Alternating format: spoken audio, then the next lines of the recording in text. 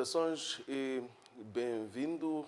Nos próximos minutos vamos refletir sobre o passado, presente e futuro de Moçambique à luz das celebrações neste 2025, dos 50 anos depois que Moçambique proclamou a sua independência nacional. Isso aconteceu a 25 de junho de 1975. Hoje, a nossa reflexão incide sobre uma área bastante importante neste longo percurso de Moçambique. Estamos a falar de alfabetização. Moçambique, quando proclama a independência nacional, tinha elevados índices de analfabetismo e logo a seguir foi, portanto, desencadeada uma campanha que ajudou a reduzir estes níveis. E para esta reflexão temos hoje como convidada a senhora Teresa Veloso, que trabalhou durante longo tempo no setor da educação, em particular na área de alfabetização e educação de adultos. Senhora Teresa Veloso, é bem-vinda.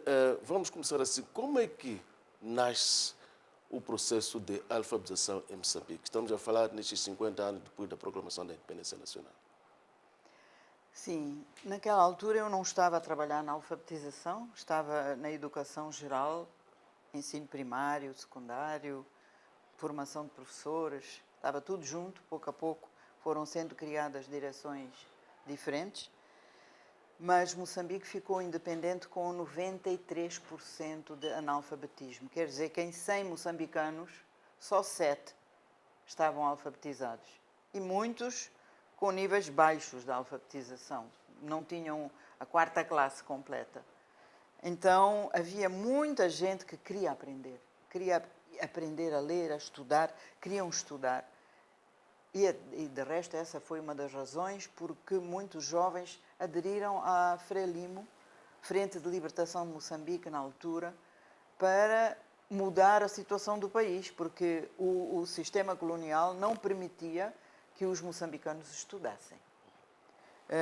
Então, quando foi da preparação da independência, 74 com o golpe de Estado em Portugal e depois, finais de 74, o governo de transição e em 75 a independência, muita gente queria aprender a ler e a escrever e também queriam aprender a língua portuguesa porque estavam nas cidades ou em contacto com empregos ou possíveis empregos e então houve em 74, em 75, muita alfabetização que foi feita de forma espontânea e também promovida pelos grupos dinamizadores que tinham uma secção de alfabetização que começaram a ser criados a partir de setembro de 74.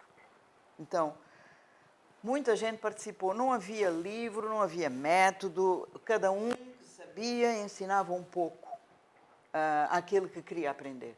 Mas esta experiência, olhando um pouco para aquilo que está registrado da alfabetização, a Frente de Libertação de Moçambique trouxe-a das zonas libertadas. Sim, a Frente de Libertação de Moçambique já tinha organizado a alfabetização durante o tempo da luta armada. Mas a realidade agora no país que estava a preparar-se para ser independente era bem diferente. E havia gente que queria aprender e outros, os que sabiam ler e escrever, também queriam ajudar a mudar a situação dos moçambicanos e do país. Então, foi tudo trabalho voluntário e muito descentralizado. No entanto, no primeiro semestre de 75 teve lugar uma reunião, eu não sei quando, teria que ir estudar mais, durante o governo de transição, em que foi dito que cada um apareceu cada província apareceu com os seus relatórios do que é que estava a fazer sobre a alfabetização, uma reunião nacional da alfabetização. E cada um dizia, eu emprego o método Paulo Freire aqui, o outro emprega livro escolar das crianças ali, o outro emprega o jornal, o outro emprega isto, os métodos eram diferentes e foi dito que isso não podia ser. Tinha que haver um livro para todo o moçambicano estudar e que, portanto, ficassem que o governo, o futuro governo, iria produzir uma campanha nacional de alfabetização. Então, todo esse esforço ficou um pouco reduzido, mas a procura continuava. Então, as direções de educação a nível das províncias ou os órgãos que tinham trabalhado na coordenação dessa alfabetização vinham perguntar à direção de educação geral, e eu estava lá na educação geral, como é que a gente faz porque as pessoas querem aprender, mas sabemos que não pode ser daquela maneira. E eu dizia, eu não sei nada desse assunto. Então, o que é que aconteceu? Em 76 foi criada a Direção Nacional de Alfabetização e Educação de Adultos. Provavelmente aproveitando umas estruturas que havia do tempo colonial, que era o serviço extraescolar.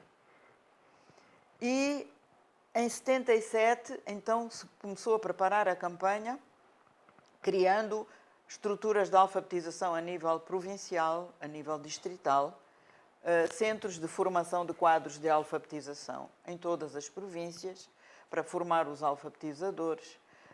Criaram-se comissões de alfabetização, mas envolvendo agricultura, empresas, porque a alfabetização não era um problema só da educação, era da sociedade toda. E prepararam-se os livros, fez-se uma campanha de recolha de papel velho para transformar em cadernos e o livro da alfabetização. Eu lembro-me que a doutora Inês, que foi durante muito tempo a diretora do Arquivo Histórico, diz que nessa recolha de papel se deitou fora muitos relatórios das administrações distritais que poderiam estar num arquivo histórico. Mas, enfim, recolheu-se muito papel, transformou-se, reciclou-se o papel e fizeram-se os livros que estão aqui. Aqui os livros. Este foi o primeiro, da primeira campanha, livro de alfabetização, Alfabetizar é Produzir. Tinha Samora Machel, os emblemas, e depois começava com Viva o Povo Unido. E a primeira palavra era povo. Era uma festa, era uma mobilização muito grande. E a primeira campanha foi lançada, e depois isto aqui é o manual do alfabetizador, o guia do alfabetizador, que também tinha aspectos mais desenvolvidos num guia maior da formação dos talvez supervisores, dos técnicos distritais. Portanto, isto foram os primeiros materiais. E a campanha foi lançada a 3 de julho de 78, num discurso do presidente Samora Machel, feito na Oficina Geral dos Caminhos de Ferro. Qual foi o papel do presidente Samora Machel neste processo todo? Eu não sei qual foi o papel, a não ser de direção a Dona geral. Teresa teve a ocasião de trabalhar com o presidente Samora. Sim, mas não nesta altura. Nesta altura eu fui lá a essa reunião, havia muita gente e há uma coisa que eu fixei desde aquela altura, porque depois a situação evoluiu e clarificou-se e mudou. É que havia uma mistura da ideia de que alfabetizar é a mesma coisa que ensinar português. Não é a mesma coisa? Não. Qual é a diferença? Para quem não fala português, e naquela altura, com 93% de analfabetismo, digamos que a maioria da população não falava português, sobretudo nas zonas rurais. Aprender português é aprender uma outra língua. É aprender a falar, a responder, a entender, a comunicar e depois... E agora, mas cada moçambicano já falava alguma língua. E as suas línguas, muitos falavam-na muito bem, com uma capacidade de expressão, de contar histórias, com muitos recursos linguísticos. Mas não sabiam era escrever e ler na sua língua. Então, alfabetizar é uma coisa, aprender outra língua é outra coisa. E os métodos são diferentes. Mas naquela altura, tudo estava confundido. Qual era a língua de ensino? Era o português ou as línguas locais? Era o português. Era o português. Isto não representava uma dificuldade para os alfabetizandos? Claro que representava, mas no início, as primeiras campanhas, esta de 78, que foi até finais de 79, porque foi lançada em julho. E, portanto, a meio do ano letivo, quer dizer, claramente a alfabetização era uma coisa separada da escola. Ela não tinha lugar na escola, tinha lugar na empresa, tinha lugar na cooperativa, tinha lugar no bairro, tinha lugar no mercado. Não era uma questão escolar. Mas era o Ministério da Educação que devia dirigir e fazer os livros, como fez. E houve uma prova no final do ano, de 78, mas a campanha, quer dizer, começando em julho, em 78 não era o fim, nem sequer tinha passado um ano letivo. Então foi prolongada para 79. E havia muita gente, há uns que dizem 400 mil, outros 450 mil. Eu obtive dados de que a meta era de 300 mil, mas isso era a meta, porque naquela altura havia muita planificação centralizada.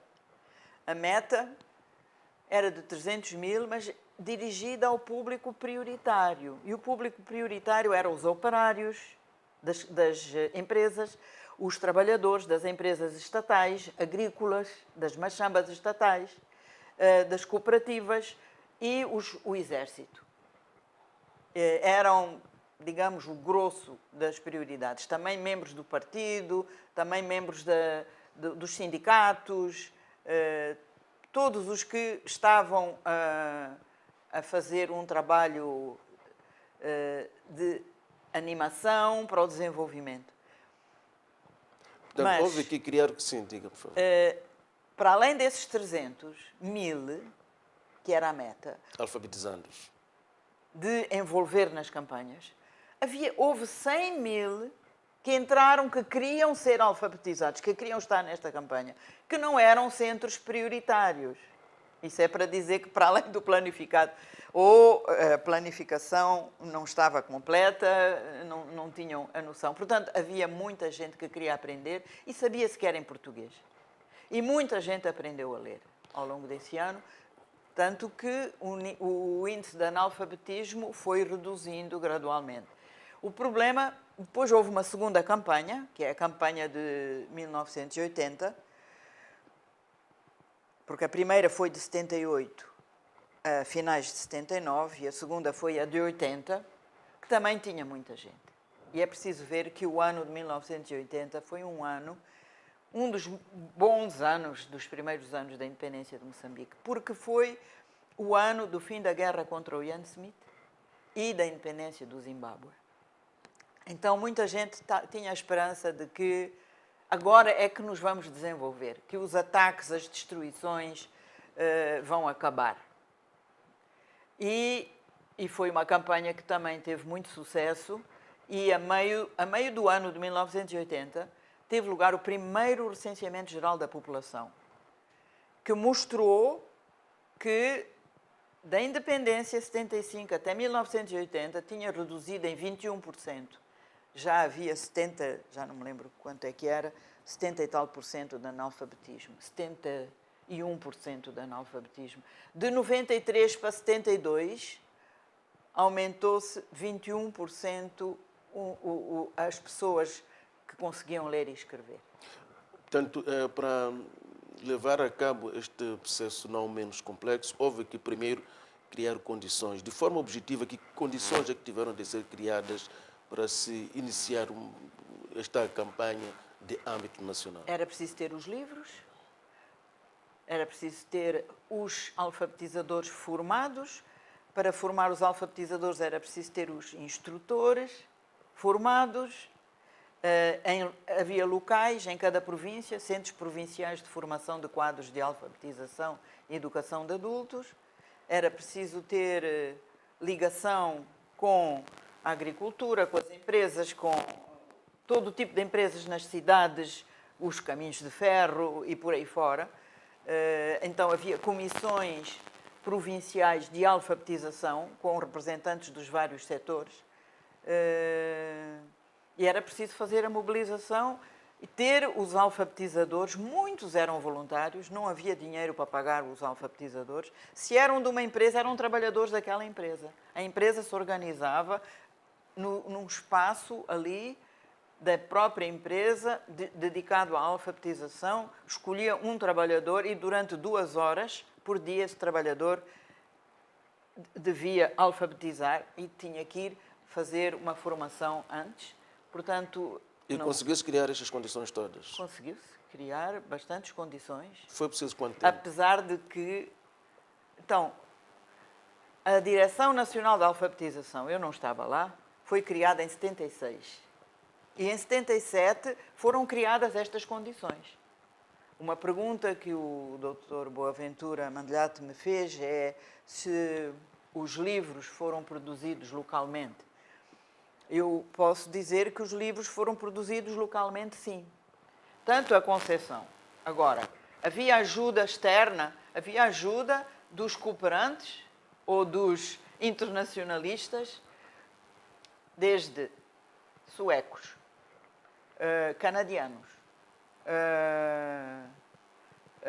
até um sul-africano havia, que estava provavelmente no ANC, que queria acabar com o apartheid e veio para Moçambique para ajudar o trabalho da alfabetização. Havia gente de franceses de todo o tipo, Suíça também, com os moçambicanos. Desde o início, creio que o professor Bartolomeu Balate trabalhou a partir da independência praticamente toda a vida na alfabetização. Era um deles e havia outros. Agora, as pessoas que foram abrangidas pela campanha de 78, a primeira campanha, a maioria, na verdade, estavam nas cidades ou nas empresas. E quando, a partir de 70, portanto, isso foi 78 até 80, e depois 81 houve mais uma campanha, a terceira campanha, 82 mais uma campanha, a quarta campanha, aí começaram a diminuir os números, porque as pessoas nas cidades já tinham muitas sido alfabetizadas. Então foi-se para as zonas rurais. E nas zonas rurais a situação não havia contacto com a língua portuguesa. E, portanto, alfabetizar numa língua que tu também não falas era muito difícil. Mesmo assim, algumas pessoas foram alfabetizadas, mas é preciso ver, não sei se interessa, a estatística não interessa. A estatística ajuda a perceber melhor qualquer, portanto, argumento que se possa avançar. Então, havia gente que aderia à campanha, aparecia às aulas no início do ano, mas ao longo do ano desistia. Por quê? Porque a vida era difícil, porque um adulto tem outras responsabilidades. Um adulto não é uma criança que é mandada pelo pai ou pela mãe para a escola. O adulto tem como primeira responsabilidade sobreviver e ajudar a sobrevivência da sua família. E se há problemas de doença, muitas senhoras aderiam às campanhas de alfabetização em maior número que os homens, mas depois desistiam também em maior número. Qualquer problema em casa é a mãe que tem que resolver. Mas também havia situações em que alguns homens não deixavam as mulheres estudarem. Podia ser também. Eles tinham que vir estudar primeiro. Sim. E depois, a partir de 81, recomeçou a guerra.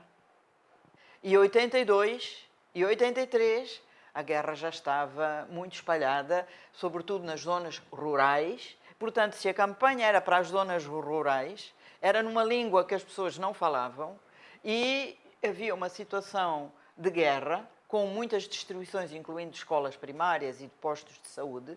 Então, era muito difícil que tivesse grandes números. Portanto, houve muitos fatores que contribuíram para isso. Vamos dizer que a primeira campanha alfabetizou 139.500 pessoas, apesar de que chegaram ao fim 315.000, mas depois as que aprovaram foram cerca de metade. A segunda campanha, os ingressos ainda foram muito bons, em 1980, como eu disse, mais de 300.000 pessoas, e chegaram ao fim 253, portanto, houve uma taxa de desistência, mas não era tão grande. Aprovados foram 119.000, mas na terceira campanha já houve desistências de 49 50% praticamente, e na quarta campanha desistências ainda maiores, quase de 60%. Portanto, as pessoas não conseguiam ter uma vida estável que lhes permitisse tirar 2 horas por dia para ir à campanha de alfabetização. Mas também, na minha opinião, havia outros fatores, como já falei, da língua.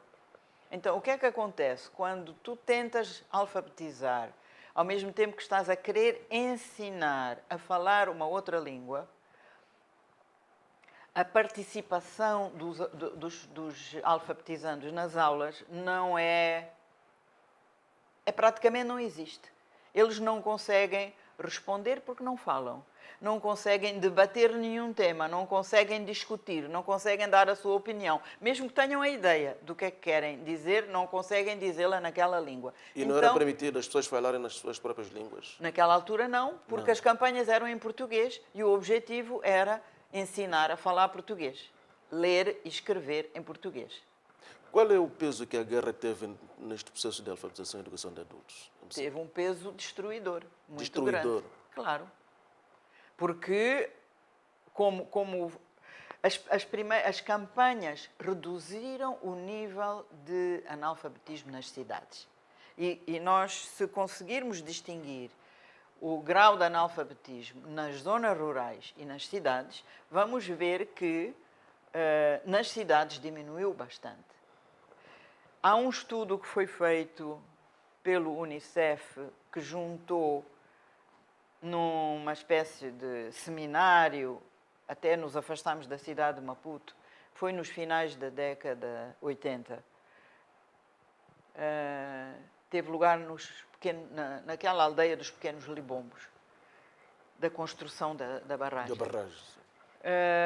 E acho que foram 2 dias. Juntou gente da educação, das águas, da saúde, tudo aquilo que tinha a ver com a saúde e o bem-estar da mulher e da criança, porque o bem-estar da criança depende do bem-estar da mãe. E eu participei nesse encontro no setor da educação, foi em 88 ou 89, final da década 80. E constatamos, pelas estatísticas, que a alfabetização tinha beneficiado os homens nas zonas urbanas, muito mais do que as mulheres no geral. Então a mulher camponesa estava quase tão analfabeta, 83 por aí ou mais por cento de analfabetismo, como até a altura da independência. Então essa mulher camponesa não se beneficiou das campanhas de alfabetização. Mas ela aderia e depois desistia. Aderia e desistia. Mas também uma das causas, na minha opinião, não é só a guerra, é também a língua. A língua, o fator língua. Porque a Agneta Linde é uma das pessoas que veio trabalhar na alfabetização naquela altura, é uma sueca. Ela publicou a tese de mestrado sobre as primeiras campanhas de alfabetização e, ao analisar as desistências, e em particular das mulheres e nas zonas rurais, ela põe a hipótese do fator linguístico. Mas depois houve outro estudo que foi feito pelo INDE em 1984, publicado em 84, feito em 83. Porque em 83 foi o ano de introdução do Sistema Nacional de Educação, que tinha subsistemas.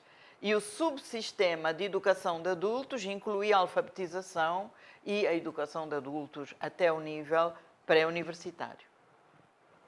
Então, esse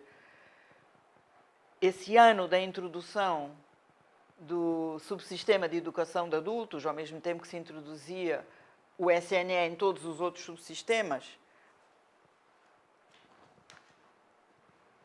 é algo que mostra, no relatório que o INDE fez, enormes dificuldades, já naquela altura, 83, mesmo com materiais aparentemente melhorados. Estes são os materiais da campanha e aqui são os materiais do subsistema de educação de adultos. Resolveu-se dividir a alfabetização em 2 anos, ou fazer em 2 anos, para permitir mais tempo para as pessoas aprenderem a falar português. É uma boa ideia. Simplesmente a metodologia de ensinar uma língua segunda não é a mesma do que a metodologia de ensinar a ler aquilo que tu já falas. São coisas diferentes. Dona Teresa... E mesmo assim, isto não... Quer dizer, estes materiais são um pouco melhores, um pouco mais participativos, têm muita ênfase no nome e as pessoas, quando querem aprender a ler, querem muito ler o nome, mas não estavam a resolver o problema pedagógico, o relacionamento, a participação dos alunos nas aulas continuava muito fraca. E isso veio até agora. Lembro-me de ver na STV, desculpe, é outro canal, uma entrevista, talvez há menos de 10 anos, antes do Covid, de uma jornalista que vai filmar e gravar, e entrevistar, fazer uma reportagem de uma turma de alfabetização na Moamba. E como é que uma alfabetizanda lhe fala em Xangana e diz: o problema é que eu não entendo, diz isso em Xangana, o problema é que eu não entendo nada do que ela está a dizer, ao menos se falasse em Xangana. Então é muito difícil quereres... E os estudos internacionais mostram isso. A realidade de Moçambique não é diferente. Tu precisas de ter um domínio muito grande da metodologia para poderes ensinar a ler ao mesmo tempo que estás a ensinar a falar adultos que têm pouco tempo a estar ali. Então, justifica-se, por exemplo, na atualidade, este ensaio a introdução do ensino bilingue? Claro. É daí que surge. Mas veio tarde.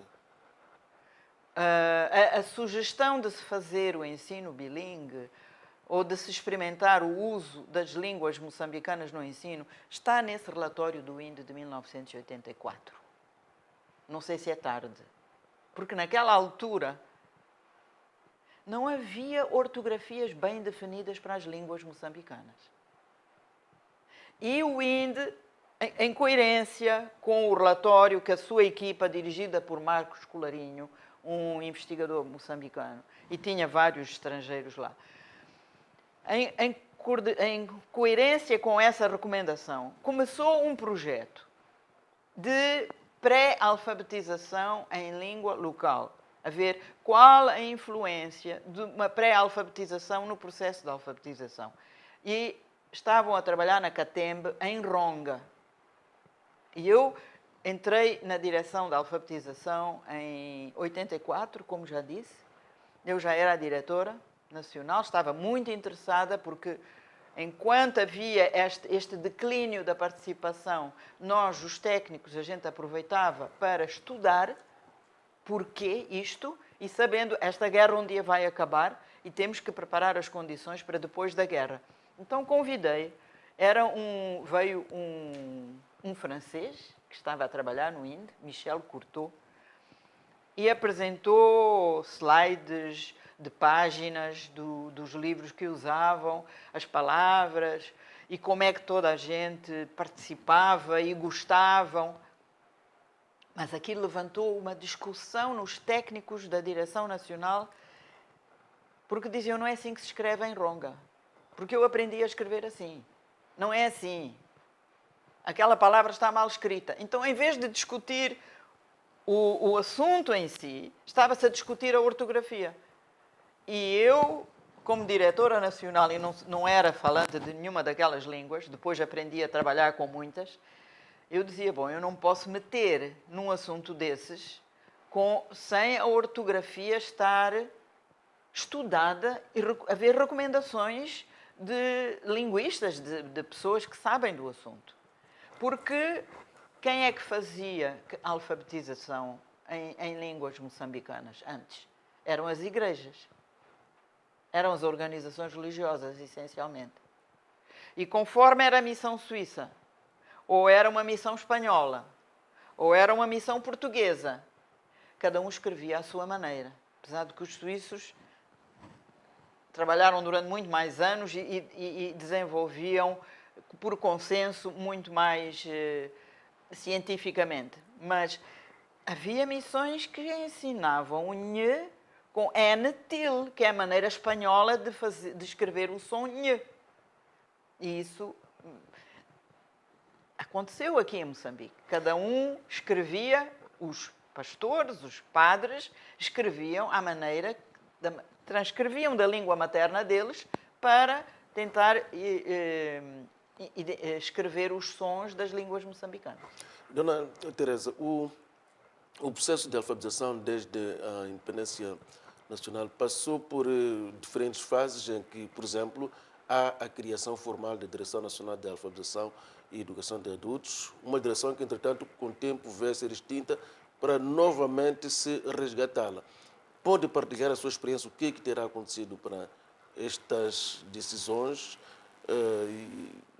de criar e depois extinguir e tornar a criar? Sim. Então, eu estava a dizer que houve um grande declínio da participação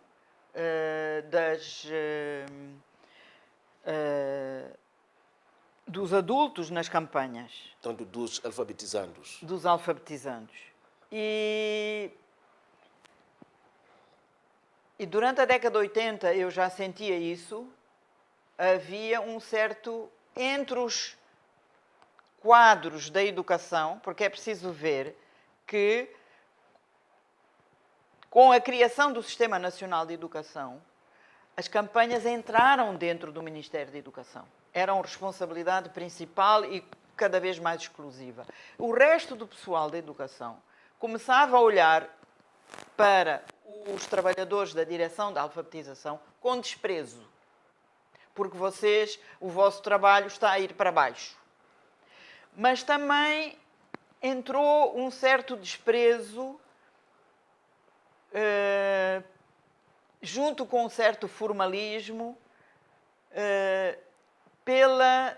pelo próprio adulto que não sabia ler, que chegando a adulto não sabia ler nem escrever.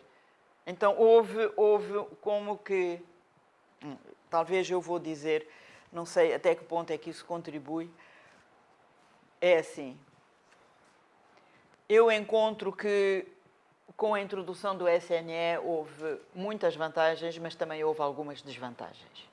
Uma das vantagens foi que o adulto podia estudar, se conseguisse, da alfabetização, ir até a universidade. E houve alguns casos desses. E ganhou-se a ideia, aqui em Moçambique, ao longo de décadas isso foi consolidado, de que tu, mesmo sendo adulto, tens o direito de estudar. E podes estudar. Não são todos os países que vivem essa situação. Isso eu penso que é uma grande conquista da independência. Mas houve uma valorização desproporcionada da qualificação académica em detrimento da experiência e capacidade prática, que o SNE introduziu. Do Sistema Nacional de Ensino. Sistema Nacional de Educação. De Educação. Sim.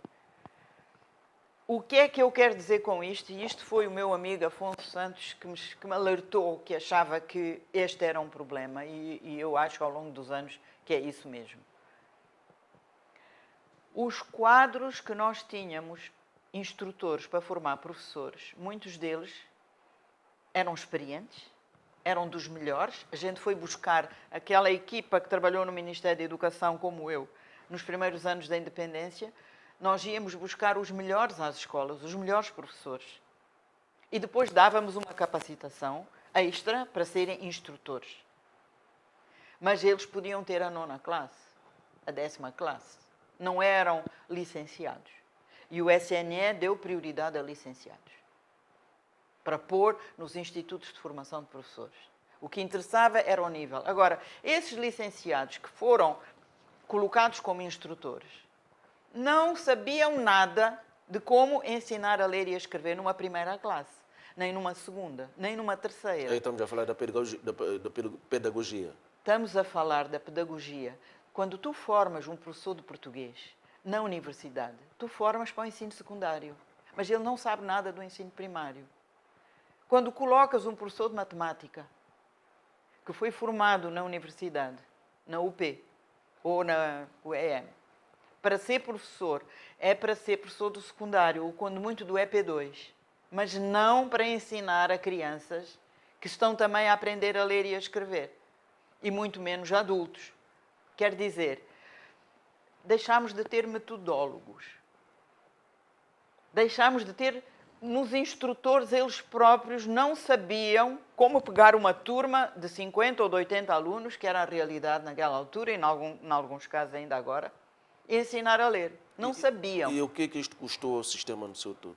Custou que agora nós temos professores, e já há muitos anos, que saem dos institutos de formação de professores sem saber ensinar a ler e a escrever. Saem dos institutos de formação de professores. O nome das instituições foi mudando, eram centros de formação de professores primários, depois escolas de magistério primário, depois, enfim, não interessa. Agora são institutos de formação de professores, mas muitos dos instrutores nunca foram professores primários. Foram colocados lá porque tinham o grau académico de licenciatura. Então, como eles não sabiam, tinham que... Era um ensino teórico. O ensino académico a partir de livros. Não havia práticas, ou as práticas eram muito reduzidas. Então, os quadros que sabiam ensinar a ler tinham sido formados nos últimos anos da independência, em que as escolas de magistério primário, que eram os locais onde aqui se ensinava a ler segundo o sistema português, porque havia as escolas de habilitação de professores de posto, que também ensinavam a ler, ensinavam professores, mas era dirigido a professores moçambicanos negros. No entanto, a qualidade daquelas escolas era bastante boa, dos professores que saíam daquelas escolas era bastante boa. Deixámos de ter metodólogos. Essas escolas tinham metodólogos. Tinham professores que se especializavam na metodologia de ensinar a ler e a escrever. Porque há muitas teorias diferentes e, ao longo dos anos, o mundo evolui, a pedagogia evolui e deixámos de ter isso. Haverá alguma relação entre o relato que acaba de fazer e o debate da atualidade sobre a qualidade de ensino em Moçambique? Sem dúvida. Sem dúvida. Estamos a ver agora o resultado disso. Não temos metodólogos. Pronto. Eu própria, quando fui para a Direção Nacional da Alfabetização, eu não sabia o que era um método analítico-sintético, que era um método que estava sendo usado. Eu fui formada para ser professora de Física e Química, para o ensino secundário. Eu sabia que ia ser professora. A minha vocação era para ser professora, mas nunca pensei, quando era jovem, que ia trabalhar na alfabetização ou na parte inicial da escolaridade. Então eu não sabia. Eu ia assistir a aulas como diretora nacional. A alfabetização nas zonas verdes da cidade de Maputo. Fui várias vezes assistir a aulas e vi aqui não há comunicação. Os alunos não estão a aprender. Mas o que é que está errado? Eu não sabia. Como é que eu posso ajudar esta alfabetizadora? Eu não sabia. Na década de 80, no final da década de 80, comecei a aprender. Com a ajuda de literatura que fui estudando e seminários da Sociedade Internacional de Linguística, que fez 2, muito importantes, promovendo a educação bilingue. Portanto, surgiu a ideia de usarmos as línguas no ensino em 84. Mas não pudemos praticar isso porque as línguas não... Cada um escrevia à sua maneira. Então, em 1988, teve lugar o primeiro seminário nacional de padronização da ortografia de línguas moçambicanas, promovido pelo NELIMO, na Faculdade na Universidade Eduardo Mondlane, e o INDE também, e o ARPAC. Esse seminário produziu recomendação para 13 ou 15 línguas, porque entre as línguas estava o Tsonga, e o Tsonga incluía Xangana, Xitsua e Ronga. E pelo menos o Ronga tem alfabeto diferente, portanto eram 3 línguas. Então eu digo que são 15. Aí nós podemos começar a trabalhar. E eu tive a autorização da ministra Graça Machel na altura para convidar e organizar um seminário com uma professora da CIL, que vinha cá a Moçambique e que eu conheci cá, e que escreveu um livro sobre como elaborar manuais de alfabetização em línguas africanas. Eu li o livro, mas disse a ela, eu só lendo o livro eu não sei fazer, venha cá. Ela veio. E começámos em 89 a formar autores de língua sena e tsonga, por recomendação do Nelly. As línguas é melhor ser sena, porque está mais bem estudada e temos linguistas, mesmo que não sejam moçambicanos. E tsonga já é a língua, é o xangana, é o ronga, já está estudada pelas igrejas aqui no sul de Moçambique. E logo tivemos 10 dias muito intensivos, os grupos começaram e saíram com o trabalho, o grupo Sena voltou para a Beira e, ao fim daquele ano, de 89, mandou-me um manuscrito, tudo à mão, do livro completo com as lições todas em Sena. Lições, textos, etc. O Tsonga dividiu-se logo no primeiro dia, dividiu-se em 2. Porque eles disseram, não pode ser, nós aqui não somos... Quer dizer, juntar xanganas com rongas quando tem alfabetos diferentes, sons diferentes. Muitas palavras são iguais, mas muitas são diferentes e há sons que a língua ronga tem e que a língua xangana não tem. Então separaram-se em 2 grupos e começaram aí a elaborar os materiais nas línguas respectivas. Ao fim deste longo tempo, então, há erros que foram... Sim. É que perguntou-me porque é que foi extinta a Direção Nacional. Sim. A Direção Nacional foi extinta em 1990. Em 1990? 1990. Porque considerava-se que aquilo que era o objetivo já havia sido cumprido? Não, eu não sei, talvez, mas é assim, o índice de analfabetismo ainda era muito grande.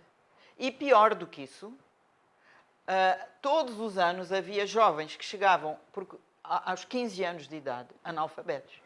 Quer dizer, o país estava a aumentar a sua população jovem e não estava a ser capaz de alfabetizar, de escolarizar e alfabetizar toda a população jovem. Então chegavam a engrossar o nível de analfabetismo com novos analfabetos jovens. E como é que a Direção Nacional volta a ser criada?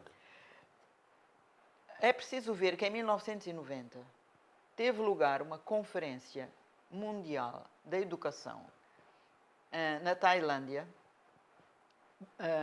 Como é que é? Jomtien, chamada que é Educação para Todos. Esse todos excluía os adultos. Era para as crianças. E aí começa um reforço internacional de desvalorizar o trabalho da alfabetização, promovido pelo Banco Mundial, porque em termos económicos não era rentável. Então, não sei se isso influiu na decisão do Ministério de extinguir. Para mim, tem muito a ver com o desprezo por quem não chegou à escola, chegou a adulto sem conseguir estudar, paciência, o problema é dele. Mas também tem muito a ver com a ignorância. Porque quando eu era diretora nacional, lembro-me que uma vez a Ministra da Educação mandou um técnico da Inspeção de Educação consultar todos os seus colegas em todos os andares do Ministério, porque ele ia ao Brasil fazer uma visita de estudo e encontrar áreas de cooperação de interesse para nós. E eu disse, olha, no Brasil tem uma universidade em São Paulo que é muito boa em alfabetização. Veja lá, alfabetização na universidade. Mas isso é uma coisa que se estuda na universidade. Estuda-se em muitas universidades do mundo, mas o moçambicano acha que é a coisa mais fácil de fazer e despreza por isso. Não só despreza a alfabetização, naquela altura, não sei hoje, mas desprezavam os professores, desprezavam os que ensinavam a primeira classe, porque acham que é mais fácil ensinar as classes mais baixas. Quando ensinar a ler e a escrever é algo extremamente complexo. O que se passa no cérebro de uma pessoa é muito complexo. Isso é matéria de muitos estudos. E quando o cérebro de uma pessoa alfabetizada é diferente do cérebro de uma pessoa não alfabetizada. Então, o trabalho que é preciso fazer para mudar o cérebro de uma pessoa, para ela conseguir fazer as conexões, é tão complicado como ensinar piano. Dona Teresa, lamento imenso, o nosso fundo de tempo está praticamente esgotado. Sublinhe aquilo que julgar ser mais relevante ainda a propósito desta nossa conversa. É 1 minuto só. A alfabetização é muito importante, tanto de crianças como de adultos, e é preciso estudar e saber como fazer. Eu, neste momento, estou a trabalhar num centro onde estou a aplicar as minhas ideias e é possível ensinar as pessoas a ler. Temos alunos que que estão matriculados na 8ª classe, não sabem ler, vêm para a turma da alfabetização e aí aprendem e rapidamente podem progredir. É possível, é preciso saber. Muito obrigado, Dona Teresa, por esta disponibilidade de podermos refletir sobre aquilo que foi e está sendo o processo de alfabetização e educação de adultos nestes 50 anos depois que proclamou a nossa independência nacional. Teresa Veloso foi a nossa convidada. Hoje passamos a revista ao passado, passa a redundância, passado, presente e futuro de Moçambique. Fazemos esta reflexão à luz das celebrações neste 2025, dos 50 anos depois que Moçambique proclamou a sua independência nacional. Obrigado pela preferência e fique bem.